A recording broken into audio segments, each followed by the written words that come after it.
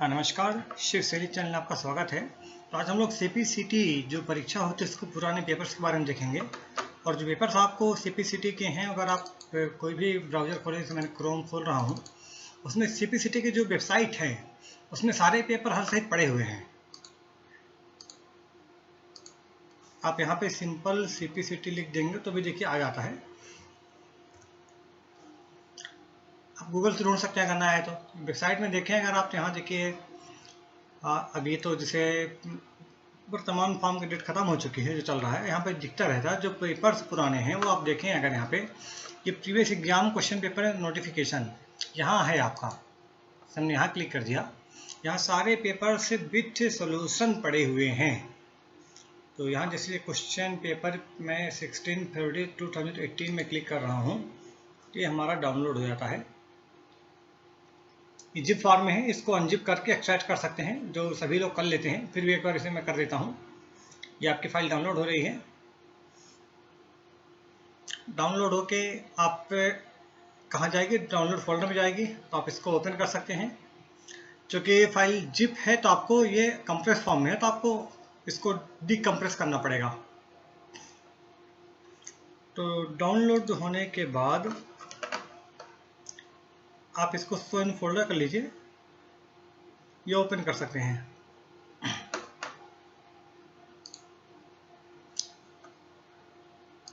Open करेंगे ऐसा आएगा हमारे, इसको मैं एक्सट्रैक्ट कर लेंगे। जिसमें एक्सट्रैक्ट कर रहा हूँ, कहीं भी एक्सट्रैक्ट कर सकता हूँ। इसे मैंने डी ड्राइव में एक्सट्रैक्ट कर दिया, ओके कर दिया, तो ये फाइल हमारी डी ड्राइव में आ जाएगी। अब अगर हम डी ड्राइव में जाए हैं तो आपको फाइल दिखाई दे जाएगी। सारे पेपर ऐसे पड़े हुए हैं, कोई पेपर वहाँ से निकाल सकते हैं। हमने फाइल डी ड्राइव में किया था, ये हम डी ड्राइव में गए। ये देखिए 16 फरवरी 2018, मैं यहाँ पे क्लिक कर रहा हूँ, तो आप देखें ये शिफ्ट 1 का हिंदी टाइपिंग का है। अगर हम इसे क्लिक करेंगे तो हिंदी टाइपिंग के लिए जो मैटर दिया गया था वो आपको दिखाई दे जाएगा।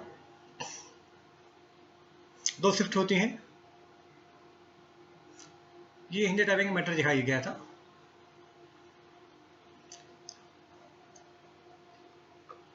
ये मैटर है, आप इसका अभ्यास भी कर सकते हैं हिंदी टाइपिंग के लिए, कि कैसा मैटर दिया जाता है। आपको एक अनुमान लग जाएगा कैसा मैटर वहाँ पे होता है। ठीक है, टाइपिंग तो अभ्यास का मैटर है, इसे मैं छोड़ रहा हूँ, तो दिखाने के लिए था। फिलहाल हम पेपर देख रहे हैं, तो ये देखें 16 फरवरी क्वेश्चन पेपर शिफ्ट 1। मैं जैसे यहाँ क्लिक करूँगा तो यहाँ पेपर जो है विथ सोल्यूशन लोड है। कुल 56 पेज का है। 52 क्वेश्चन कंप्यूटर के हैं, 5 क्वेश्चन इंसिन पैसेज होता है, 5-6 नंबर के जीके आता है और 10-12 नंबर की मैथ रीजनिंग आती है। तो फिलहाल हम लोग केवल मैथ और रीजनिंग पार्ट और जीके पार्ट नहीं देख रहे हैं, केवल कंप्यूटर पार्ट देखेंगे। यहाँ पे हल सही दिया है, आप देखेंगे कोई भी प्रश्न है तो उसका सोल्यूशन भी दिया हुआ है।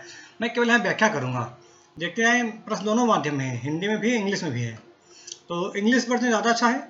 SMTP सिंपल सा प्रश्न है, सिंपल मेल ट्रांसफर प्रोटोकॉल, उत्तर दिखाई दे रहा है। बाकी आप देखें सिंगल मेल, स्मॉल मेल, ये तो कोई वर्ड रहते भी नहीं है। इजी प्रश्न है। SMTP फुल फॉर्म पूछा गया है, सिंपल मेल ट्रांसफर प्रोटोकॉल। दूसरा प्रश्न हमारा है, पावर पॉइंट में footer area hand out master view में कहाँ पे होता है। तो फुटर एरिया आप कहीं भी देखेंगे पेज के नीचे ही होता है। टॉप में हेडर होता है, सेंटर में तो इसलिए होती नहीं, सेंटर लेफ्ट में। ये भी आसान प्रश्न है। अगला प्रश्न है, जो डिफॉल्ट हॉरिजॉन्टल होता है न्यूमेरिक डेटा का एक्सेल में, वो क्या होता है, राइट होता है। अगर मैं यहाँ से एक्सेल खोल दूँ, अगर आप देखेंगे टेक्स्ट होता है और आपका न्यूमेरिक डेटा, तो जो टेक्स्ट होता है उसका डिफ़ॉल्ट अलाइनमेंट क्या होता है, हमारा लेफ्ट होता है, और न्यूमेरिक डेटा क्या होता है, हमारा राइट होता है। जैसे देखिए मैं एक्सेल खोल रहा हूँ, जैसे मैंने एक्सेल खोल लिया है, मैं किसी सेल की चौड़ाई को बड़ा कर देता हूँ। इसको मैंने बड़ा कर दिया है। अगर मैं कोई नाम लिख रहा हूँ, मैंने लिखा शिव, तो अब क्या देख रहे हैं, कहाँ से आ रहा है, ये बाएँ से आ रहा है। वहीं मैं कोई संख्या लिखूँ 2 3 4, तो कहाँ से आ रहा है, दाएँ से आ रहा है। तो डिफ़ॉल्ट अलाइनमेंट नंबर का क्या होता है, राइट होता है। टेक्स्ट क्या होता है, लेफ्ट होता है। प्रश्न में पूछा भी यही गया है। प्रश्न अगर हम देखें क्या पूछ रहा है कि डिफ़ॉल्ट हॉरिजॉन्टल अलाइनमेंट क्या है न्यूमेरिक डेटा का। हॉरिजॉन्टल क्यों, क्योंकि एक्सेल में आपके दोनों अलाइनमेंट होते हैं। देखिए 3 है, लेफ्ट, सेंटर और राइट। ये हॉरिजॉन्टल है, और वर्टिकल भी है, टॉप, सेंटर, बॉटम। हॉरिजॉन्टल में हमारा क्या रहता है, राइट रहता है। अगला प्रश्न अपनाएं, रोम तो बहुत इजी प्रश्न है, रीड ओनली मेमोरी सभी को पता ही है। अगला प्रश्न है बेस्ट क्वालिटी ग्राफिक चाहिए आपको तो किससे मिलता है? तो प्लॉटर से मिलता है, प्लॉटर है इसी के लिए। अच्छी गुणवत्ता वाले ग्राफिक्स किस प्रिंटर से मिलता है? बाकी प्रिंटर भी क्वालिटी अच्छी है लेकिन प्लॉटर हमारा सबसे अच्छी क्वालिटी देता है। फिर है ऑपरेशन जो है एडिशन, सब्ट्रैक्शन, डिवीजन, मल्टीप्लिकेशन, ये किस में होते हैं? तो ALU में होते हैं। रजिस्टर आप जानते हैं कि रजिस्टर एक सबसे स्मॉलेस्ट मेमोरी है जहाँ पे वो डेटा होता है जिस पे ऑपरेशन होना है। और कंट्रोल इकाई का काम क्या है? सभी जितनी भी इकाइयाँ कंप्यूटर के अंतर्गत हैं सभी को कंट्रोल करना, कंट्रोल सिग्नल देना। और रैम आप जानते हैं, रैम में वो डेटा जो फाइलें आप खोलते हैं सॉफ्टवेयर सब रैम में आती हैं। तो ये जो ऑपरेशन है एडिशन सब्ट्रैक्शन वो हमारा कहाँ होता है? ALU में होता है। अगला हमारा प्रश्न है जो हमारी फील्ड नेम है किसी भी डाटा सोर्स में, उसमें कौन सा निम्न में से अनुमानित यानी परमिटेड नहीं है? आप हिंदी पढ़ सकते हैं। डेटा सोर्स में एक फील्ड, डेटा सोर्स में फाइल होती है, फील्ड का नाम आप दे रहे हैं तो किसकी अनुमति नहीं है? अक्षर है, संख्या है, अंडर इसको दे सकते हैं, स्पेस अलाउ नहीं है, स्पेस आप नहीं दे सकते हैं। इनमें से कौन सा फंक्शन एक्सेल में नहीं है? तो कैर तो हमारा क्या करेगा? अगर हम एक्सेल खोल भी लें तो आप देखें 2 3 4 लिखा है, मैं यहाँ पे बराबर CHAR कैर कर दूं और मैंने यहाँ पे क्लिक कर दिया नंबर में, तो क्या आगे कि ये जो 2 3 4 जो संख्या है वो जिस अक्षर को अक्षर रिटर्न कर देता है, मतलब एक फंक्शन है ये। लेन जैसे मैंने यहाँ पे लिखा है, मैं बराबर लेन करूँ और मैंने यहाँ पे क्लिक कर दिया, जो लिखा है शिव एंटर कर दिया, क्या 4 आ गया। मतलब क्या कर रहा है? जो टेक्स्ट लिखा है उसकी लेंथ है, कैलकुलेट कर रहा है कितना लेंथ है, यानी ये भी फंक्शन है हमारा। लेफ्ट अगर मैं यहाँ पे देखूँ, मैंने शिव लिखा है, मैं इसको मुझे केवल SH चाहिए लेफ्ट से, तो मैं क्या कर दूंगा बराबर LEFT लेफ्ट, मतलब बाएं से कितने अक्षर चाहिए। जैसे मैंने शिव लिया है और मुझे केवल एक ही अक्षर चाहिए तो केवल यस आएगा, केवल यस आया है। अगर मैं 2 करता तो SH आता, यानी ये भी एक फंक्शन है। ABS नाम कोई फंक्शन यहाँ पे नहीं होता है। अगला प्रश्न है इनमें से माइक्रोसॉफ्ट, वही प्रश्न है हिंदी में था। अगला प्रश्न है हिंदी में, देख लिया प्रश्न को। क्या नेटवर्क पर प्रत्येक कंप्यूटर के विशेष तौर पर पहचान करता है और नेटवर्क इंटरफेस कार्ड पे हार्ड कोड किया जाता है? तो IP एड्रेस तो इंटरनेट के एड्रेस होता है, इसमें जो मैक एड्रेस है ये आपका क्या होता है? ये नेट कंप्यूटर की विशेष पहचान करता है और NIC कार्ड पे सभी का मैक एड्रेस रहता है। ICMP एक प्रोटोकॉल है जो इंटरनेट लेयर के लिए होता है। और लैन हम जानते हैं, लैन जो हमारा लोकल एरिया नेटवर्क है। हिंदी में देख लें, ये एक प्रोटोकॉल या एक प्रोटोकॉल एंड प्रोटोकॉल का भाग है जिसका प्रयोग इंटरनेट पर रिसोर्स एक्सेस करने के लिए किया जाता है। तो आप देखें HTTPS आता ही है। कोई भी आप वेबसाइट लिखते हैं तो HTTP, जैसे मैं देखिए मैं गूगल खोल दूँ, मैं यहाँ पे मैं लिख रहा हूँ सिंपल गूगल ही लिख रहा हूँ, मैं इंटर कर दिया, तब देखें HTTPS अपने आप लिखा आ गया, मैंने लिखा नहीं है ये, यानी ये प्रोटोकॉल का भाग है, इसके द्वारा ही आप रिसोर्स एक्सेस कर पा रहे हैं। www वर्ल्ड वाइड वेब है, TCP एक लेयर है TCP IP मॉडल की, और IP भी एक लेयर है TCP IP मॉडल की।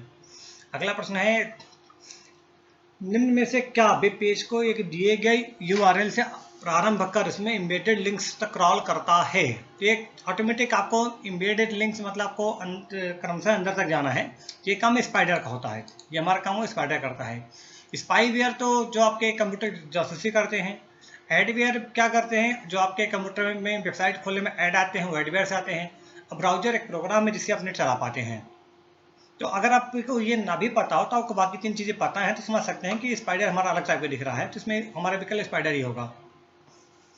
अगला प्रश्न है इनमें से कौन सा मल्टी प्रोग्रामिंग ऑपरेटिंग सिस्टम का उद्देश्य नहीं है? तो ऑटोमेटिक उद्देश्य जो होगा वो अच्छा होगा, जो खराब चीज़ें होंगी उद्देश्य में नहीं आएंगी।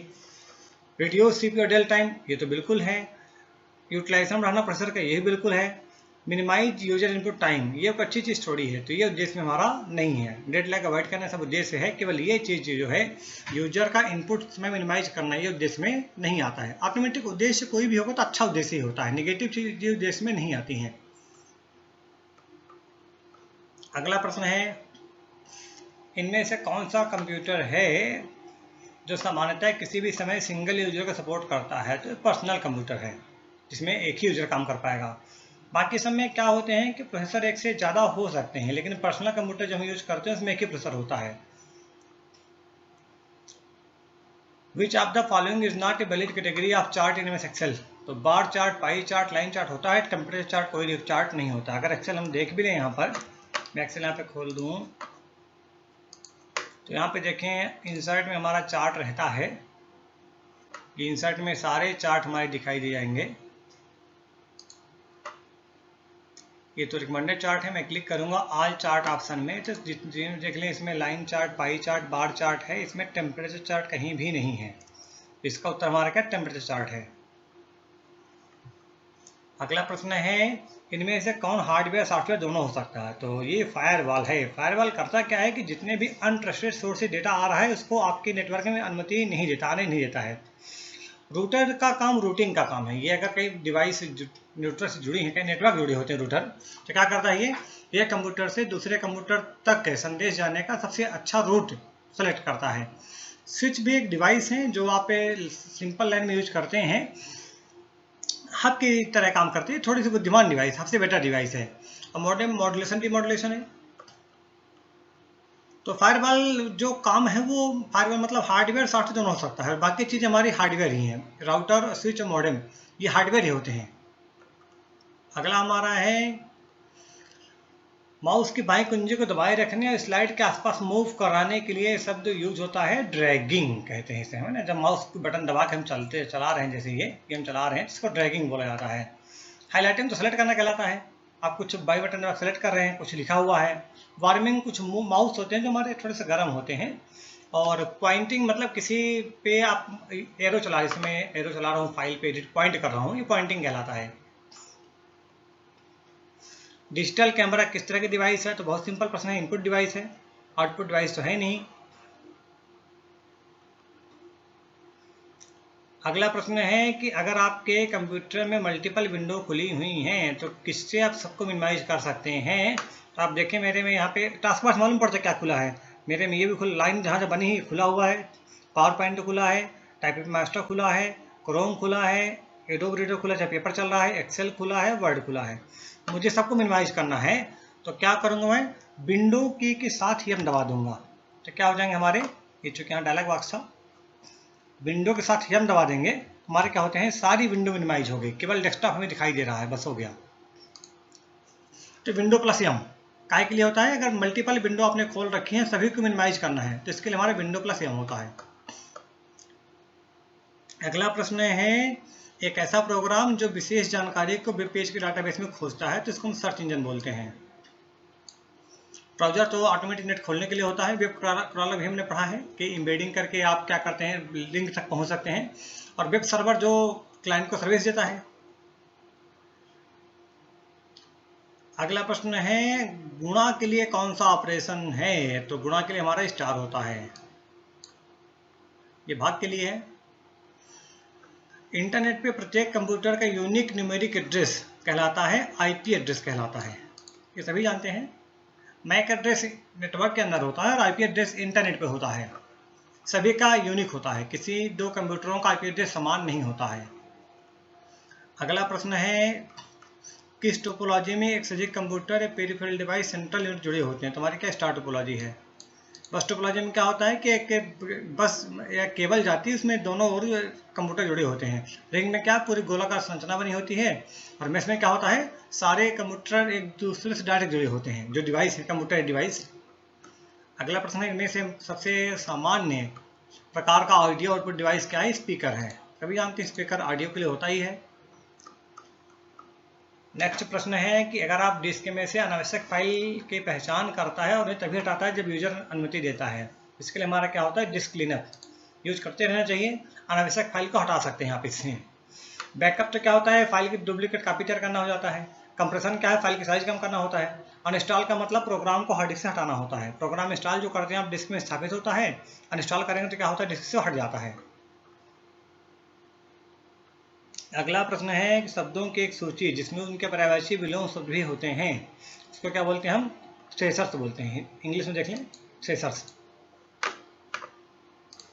तो ये वर्ड में देख सकते हैं इसे हम, जैसे मैं वर्ड मैंने खोल दिया है और मैं यहाँ कोई शब्द लिख रहा हूँ, मैंने गुड लिखा जैसे, और मैं रिव्यू टैब में जा रहा हूँ तो मैंने थ्रेशर से किया है।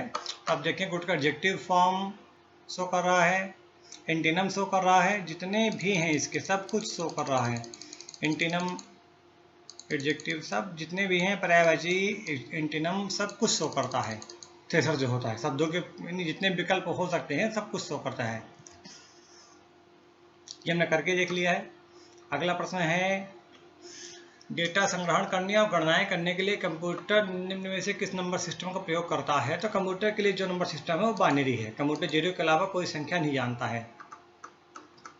नेक्स्ट है, किसी एक फाइल की प्राइमरी की जो दूसरी फाइल में डिस्प्ले होती है वो क्या होती है? फॉरेन की होती है। फॉरेन की जनरली वीक एंटिटी सेट में होती है। एंटिटी से दो होते हैं, स्ट्रांग और वीक। स्ट्रांग में मतलब प्राइमरी की होती है, वीक में प्राइमरी की नहीं होती है, मतलब इतनी एट्रीब्यूट नहीं कि प्राइमरी की बन सके। तो होता क्या है, किसी स्ट्रांग एंटिटी सेट की प्राइमरी की यहाँ पे प्राइमरी की तरह काम करती है। अब चूंकि प्राइमरी की हमारी वीक एंटिटी सेट फाइल की तो है नहीं, इसलिए इसको फॉरेन की बोलते हैं। अगला प्रश्न है, आपको नया पैराग्राफ क्रिएट करना है तो क्या यूज करते हैं? इंटर की यूज करते हैं। कई लोग मानते हैं इंटर की लाइन चेंज करने के लिए होता है, लेकिन ऐसा नहीं है। लाइन तो अपने आप चेंज हो जाएगी, लेकिन आपको पैराग्राफ को बदलेगा इंटर की ही बदलेगा। जैसे मैंने वर्ड खोला है और मैं यहाँ लिख कर रहा हूँ, मैंने कुछ भी लिखना शुरू किया तो मैं कितना लिखता जा रहा हूँ तो क्या होगा, एक टाइम के बाद आपका लाइन अपने आप, देखिए मैं कर रहा हूँ, देखिए लाइन चेंज हो गई है। ठीक है, मैं इंटर दबाऊंगा तो क्या होगा, पैराग्राफ ही एक नया आ गया है। इंटर की क्या के लिए होती है? पैराग्राफ चेंज करने के लिए होती है। अगला प्रश्न है, हाँ ये प्रश्न है वायरस का है। कंप्यूटर में एक आप हिंदी इंग्लिश दोनों मिला के पढ़ें तो ज़्यादा अच्छा रहेगा। सेल्फ रिप्लिकेटिंग वायरस है जो फाइलों को अल्टर नहीं करता है, लेकिन मेमोरी, एक्टिव मेमोरी में रहता है और खुद को डुप्लीकेट करता है।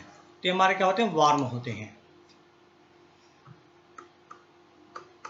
यानी वार्म क्या करेगा, आपकी किसी फाइल को प्रभावित नहीं करेगा, लेकिन क्या करेगा, अपने प्रतिरूप निर्मित करता है, अपने डुप्लीकेट निर्मित करता है।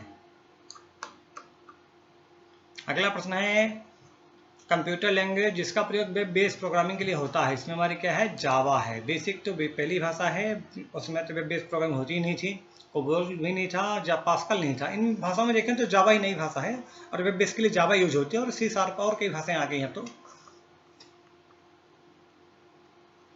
अगला प्रश्न है, पर्सनल कंप्यूटर को आपस में जोड़कर निम्न में से क्या बनाया जाता है? नेटवर्क बनता है। कंप्यूटरों को जोड़ने क्या बनता है? नेटवर्क बनता है। और नेटवर्कों को जोड़ने क्या बनता है? इंटरनेट बनता है। सर्वर तो खास कंप्यूटर जहाँ जानकारी रखी होती है। माइक्रोसॉफ्ट ऑफिस किस तरह का सॉफ्टवेयर है? ओपन सोर्स देखिए वो सॉफ्टवेयर होते हैं जिनका सोर्स कोड ओपन होता है, जैसे आपका लाइनक्स है।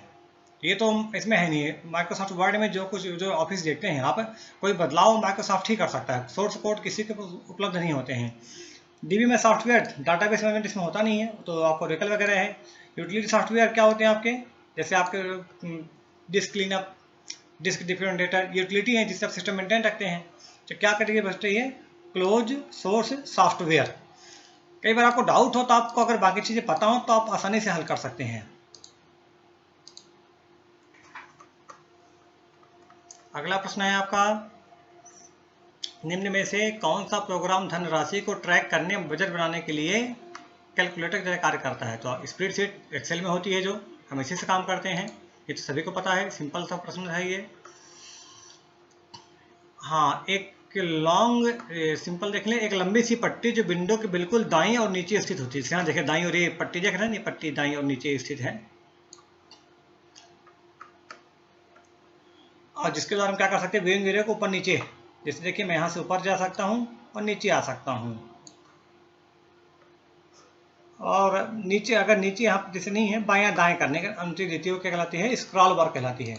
इसका नाम स्क्रॉल बार होता है। आपके दाएं साइड होती है, नीचे होती है। जैसे मैं एक्सेल खोल दूँ अगर यहाँ पे, तो आप देखें नीचे भी है यहाँ पे, और यहाँ पे क्या है? दाएं भी है। तो आप यहाँ से ऊपर नीचे होंगे और यहाँ से दाएं बाएं होते हैं। अगला प्रश्न है, माइक्रोसॉफ्ट एक्सेल में रो और स्तंभ का जो इंटरसेक्शन है, देखिए अब आप हिंदी पढ़ेंगे, परस्पर छेद कठिन हिंदी पड़ गई। आपने इंटरसेक्शन देख लिया, तो दोनों को मिला के पढ़ेंगे हिंदी इंग्लिश तो आपको सरलता रहेगी। तो क्या सेल कहलाता है, सभी जानते हैं। तो फिर है अगला, किसी फाइल की विशेषताओं को एक्सेस करने के लिए माउस एक्शन क्या होगा। तो हम क्या करते हैं, उसके लिए राइट क्लिक करते हैं। जैसे देखिए मैं यहाँ पे कोई फाइल खुली है, मुझे इसके प्रॉपर्टी चाहिए, तो मैं फाइल के ऊपर राइट क्लिक करूँगा, यहाँ प्रॉपर्टी ऑप्शन ही आ जाता है। तो किससे आता है, राइट क्लिक से आता है। अब यहाँ पे लेफ्ट क्लिक करूँगा मैं, तो प्रॉपर्टी दिखाई, फाइल की प्रॉपर्टी जो भी है दिखाई दी जाती है। तो प्रॉपर्टी को हमें जानना है तो कहाँ से मिलता है, राइट क्लिक से मिलता है। माउस के कहाँ करेंगे, फाइल के ऊपर करते हैं। पूरा जितना कुछ लिखा सेलेक्ट करना है, उसके लिए हमारे शॉर्टकट की क्या है, कंट्रोल ए है। शॉर्टकट की आप जरूर पढ़ लें, शॉर्टकट की से कुछ ना कुछ प्रश्न बनते ही हैं। जैसे वर्ड में देखें यहाँ पे लिखा हुआ है कुछ भी, मुझे पूरा सिलेक्ट करना है, तो मैं क्या करूँगा, कंट्रोल दबा के ए को टच कर दूंगा, पूरा सिलेक्ट हो जाएगा। अगला प्रश्न है, इनमें से कौन सा वीडियो फाइल एक्सटेंशन नहीं है। तो MP4 है, AVI, QTV है, JPG। आप जानते हैं JPG जो होता है हमारा, ये इमेज का एक्सटेंशन है, किसी वीडियो फाइल का नहीं है। अगला प्रश्न है, निम्न में से कौन सा प्रोग्राम फाइल के साइज को कम कर देता है। तो आप जानते हैं दो प्रोग्राम होते हैं, विनजिप, विनरार। यहाँ आपसे विनजिप दे रखा है, क्या करता है, ये फाइल को कंप्रेस करता है और कंप्रेस करके साइज को कम कर देता है। वर्ड प्रोसेसर और टाइपिंग के लिए, वर्ड लेटर डॉक्यूमेंट लिखने के लिए होता है। स्प्रेडशीट एक्सेल में होता है। एंटीवायरस क्या होता है, जो वायरस से बचाव करते हैं। अगला प्रश्न है, इंटरनेट एक्सेस की विधि जिसके लिए फोन लाइन की आवश्यकता होती है लेकिन डायल ऐप की तुलना में तेज गति देता है, वो हमारा क्या है, डिजिटल सब्सक्राइबर लाइन। आपको टेलीफोन कनेक्शन चाहिए होता है इसके लिए, मतलब टेलीफोन लाइन आपकी, फोन लाइन आपकी होनी चाहिए, आप उसके द्वारा ही नेट यहाँ पे कनेक्ट कर सकते हैं। अगला प्रश्न है, प्रिंट कमांड कौन से मेनू में होता है। सभी जानते हैं फाइल मेनू में होता है। फाइल संबंधी जो भी command, new, open, save, save as, सारे क्या होते हैं, फाइल मेनू में होते हैं। प्रिंट भी फाइल मेनू में होता है। अगला प्रश्न है, निम्न में से क्या ज्ञात सॉफ्टवेयर बग। बग का मतलब सिंपल गड्ढा कहते हैं, तो यहाँ पे बग से मतलब एरर से होता है, कोई समस्या से होता है। तो ऑटोमेटिक बग जिसके लिए क्या होगा, रिपेयर मेथड होगा कोई, तो उसके लिए जो नेट पे उपलब्ध है टूल या कोई सॉफ्टवेयर, वो हमारा क्या है, उसको क्या बोलते हैं। तो वर्जन तो संस्करण हो गया, जैसे देखते हैं वर्ड का वर्जन 2010, 2013, 2016 आ गया है। ट्यूटोरियल तो मतलब क्या, किसी टॉपिक के बारे में व्याख्या मिली हुई। जिस वर्ड का ट्यूटोरियल, MS वर्ड हम सीख रहे हैं, ट्यूटोरियल में क्या होगा, पूरे वर्ड के जितने भी हैं व्याख्या होगी, कमांड की, मेनू की। और FAQ में क्या क्वेश्चन आंसर रहते हैं। एक पैच जो है, पैच आप देखते भी हैं, पैच हमारा वर्ड ही ऐसा है कि हम मरम्मत के लिए यूज करते हैं, पैच कर देते हैं। तो यहाँ भी पैच है, जिसके अंदर क्या कर सकते हैं हम, रिपेयर मेथड है, सॉफ्टवेयर बग को रिपेयर करते हैं, और ये इसका कोई शुल्क नहीं होता है सामान्यतः। अगला प्रश्न है, एक डिवाइस जिसका प्रयोग असमान नेटवर्क को जोड़ने के लिए करते हैं।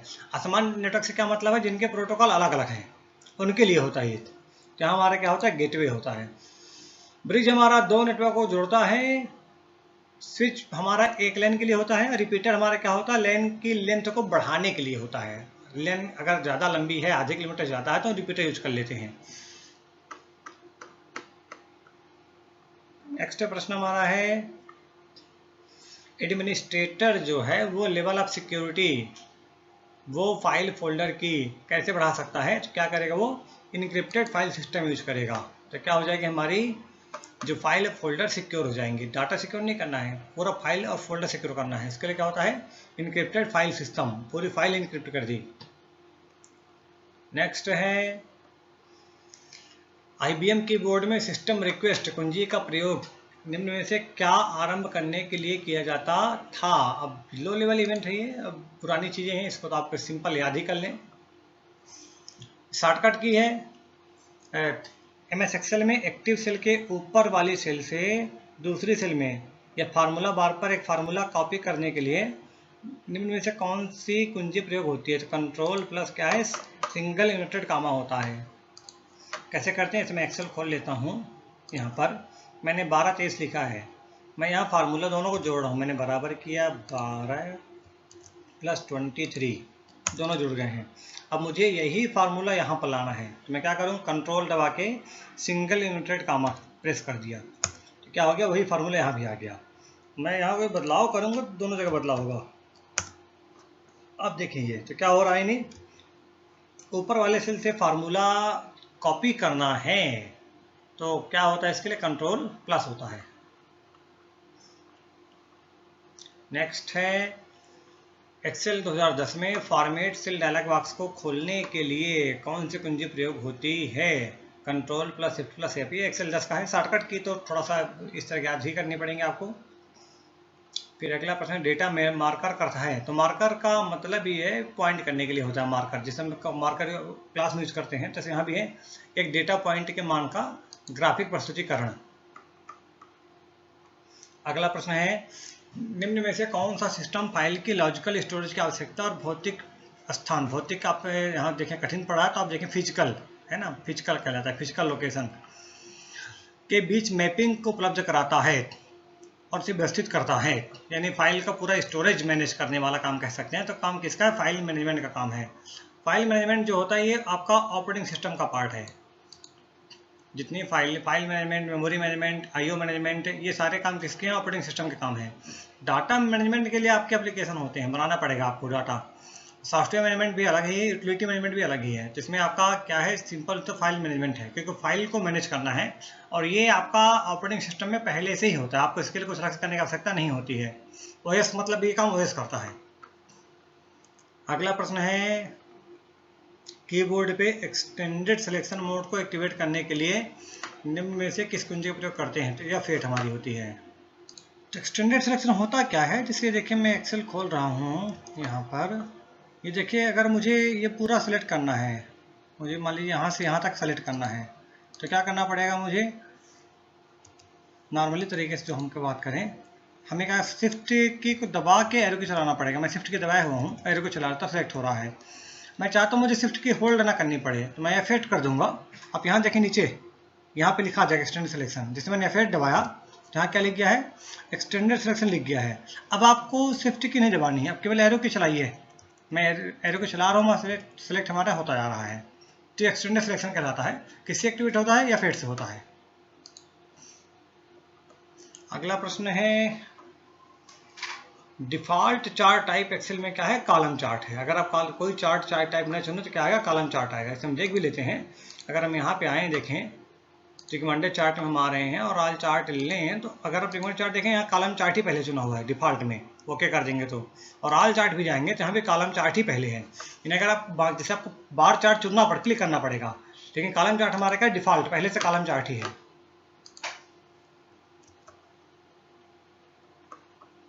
इस तरह से आपका कंप्यूटर वाला भाग पूरा होता है। बाकी भाग अनसीन पैसेज का है, जो बहुत सिंपल होता है। आप अनसीन पैसेज देखेंगे, यहाँ पे पैसेज लिखा है और इस पे बेस कुछ प्रश्न हैं जो बहुत आसान होते हैं। ऑलमोस्ट आप बचपन से करते आ रहे हैं, कक्षा 5-6 से करते आ रहे हैं unseen passage. Passage Hindi English दोनों माध्यम में है, तो कोई मुश्किल भी नहीं है कि इसको करने में कोई कठिनाई जाए। आप मान सकते हैं 5 नंबर आपके बोनस हैं सीपीसीटी में। फिर आप आगे देखें, कुछ मैथ के प्रश्न हैं, मैथ रीजनिंग मिले प्रश्न रहते हैं इसमें। ये तो कोई भी कॉम्पिटेटिव एग्जाम देते हैं आप, तो लगभग मैथ रीजनिंग कोई समस्या नहीं आती है आपको, इसका आप आसानी से कर सकते हैं। और कुछ अंतिम में 5-6 प्रश्न हमारे जो होते हैं वो जीके के रहते हैं।